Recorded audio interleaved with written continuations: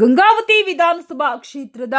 ಬುಡೇಶೆಟ್ನಾಳ್ ಗ್ರಾಮದ ಹೊಲದಲ್ಲಿ ಹಾವು ಕಚ್ಚಿ ಸಾವನ್ನಪ್ಪಿದ ರೈತರಾದ ಅಶೋಕ್ ಅಂಗಡಿಯವರ ನಿವಾಸಕ್ಕೆ ಹಾಗೂ ಆತ್ಮಹತ್ಯೆ ಮಾಡಿಕೊಂಡಿದ್ದ ರೈತರಾದ ಅನುಮೇಶ್ ಬಗಣ್ಣವರವರ ನಿವಾಸಕ್ಕೆ ಶಾಸಕರಾದ ಗಾಲಿ ಜನಾರ್ದನ್ ರೆಡ್ಡಿಯವರು ತೆರಳಿ ಕುಟುಂಬದವರಿಗೆ ಸಾಂತ್ವನ ಹೇಳಿ ಸಂಬಂಧಪಟ್ಟ ಅಧಿಕಾರಿಗಳೊಂದಿಗೆ ಮಾತನಾಡಿ ಪರಿಹಾರ ಒದಗಿಸುವುದಾಗಿ ಭರವಸೆ ನೀಡಿದರು. ಇದೇ ಸಂದರ್ಭದಲ್ಲಿ ಭಾಜಪ ಗ್ರಾಮೀಣ ಮಂಡಲ ಅಧ್ಯಕ್ಷರಾದ ಡಿಕೆ ಆಗೋಲಿ, ಮಾಜಿ ವಿಧಾನ ಪರಿಷತ್ ಸದಸ್ಯರಾದ ಕರಿಯಣ್ಣ ಸಂಗಟಿ, ಮುಖಂಡರಾದ